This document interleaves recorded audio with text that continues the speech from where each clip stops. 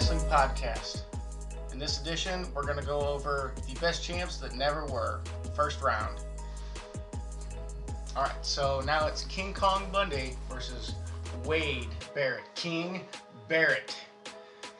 This is an interesting matchup. Two different eras. We have King Kong Bundy, who was in the Hogan era, and then Wade Barrett was the NXT era. One of them got a push, kind of. It was in Bundy. The other one, Wade Barrett, I don't know really what happened to him. He kind of had a push, and then the Nexus got beat by Cena, and then he kind of started falling down the card. So wait, you're telling me that Cena is the reason why a young guy never made it? Yeah. Surprising. Shocking. Alright, so just throw some stats out about King Kong Bundy and Wade Barrett's history as total. So, King Kong Bundy on pay-per-views, as in general, he's wrestled 8 matches. He's 50%. In WWF, he's won 61 matches, 2 draws, and 29 losses. So that's actually pretty good in total in his career in wrestling, as all the companies he's wrestled for, which hasn't been many outside of WWF. So it's 74 wins, 7 draws, and 46 losses. So, I mean, not huge eye-popping numbers. These are all based from, it's profightdb.com.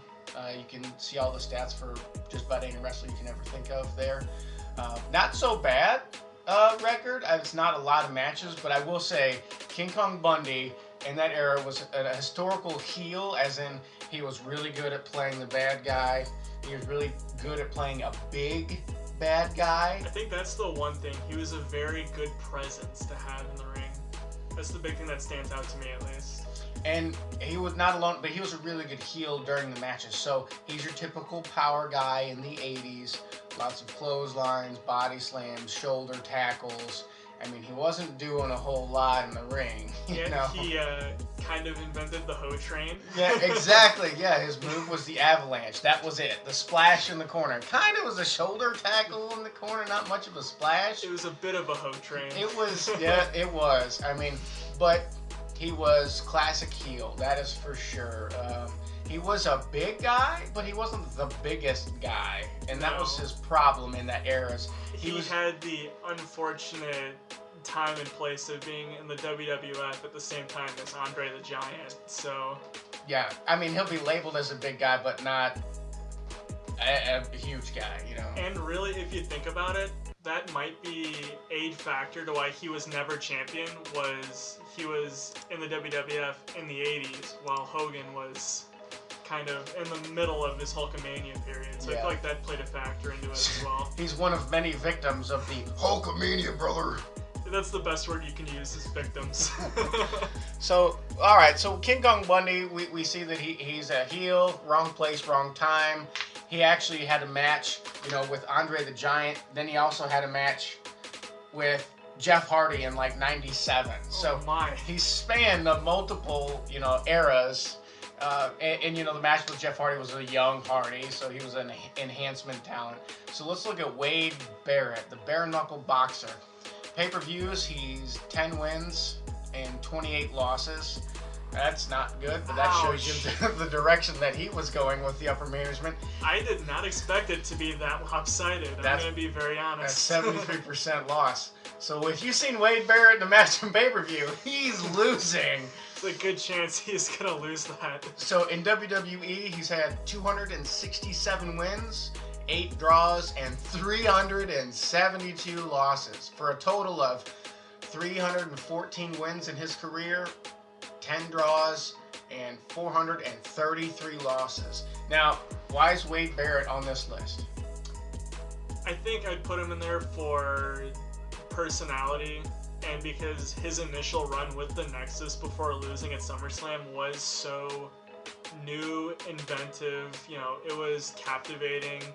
These younger guys being led by Barrett want to kind of get back at like Cena, and I think they beat up The Undertaker, Bret Hart. This was captivating. This was their young guys, they're taking over.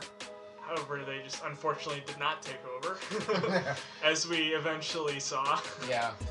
I mean, then he was a part of several different factions that never worked out. Was the League of Nations? The core. Yeah, it was not good.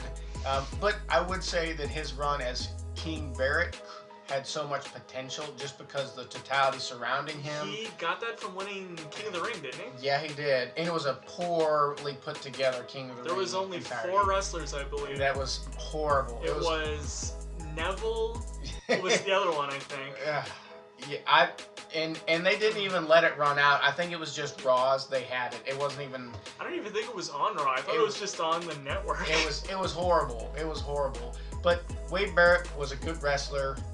As you can see, he's wrestled almost 800, 700 something matches. He's definitely logged some time in the ring. So he's he got knows. some experience. Yeah, he knows what he's doing.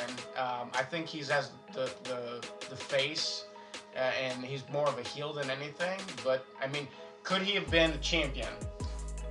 It depends on when. Like, if he would have won. If he would have beat Randy Orton when he was still the leader of the Nexus before, like, they started going down, then yeah, I can definitely see that. So we're showing right now Wade Barrett was a guy who was on the path to being a champion, but unfortunately his future career and his future endeavors were changed by somebody else. Okay, I'd say 2 people. In general, changed this guy's whole career. Okay, so all right, who are we going with to advance to round 2? King Kong Bundy versus Wade Barrett to move on. Rob, do you want to start? I think it's a pretty simple comparison here, but I believe if you took them out of their eras and put them in a neutral site, and you not only weighed their obvious win-loss record, but their character, their moveset, and their moves. I mean, as a whole, King Kong Bundy should have been a champion in this matchup here. I agree 100% on this one. Okay. All right. Well, that was the first ever episode of the Best Champions That Never Was tournament. And King Kong Bundy is moving on to round 2.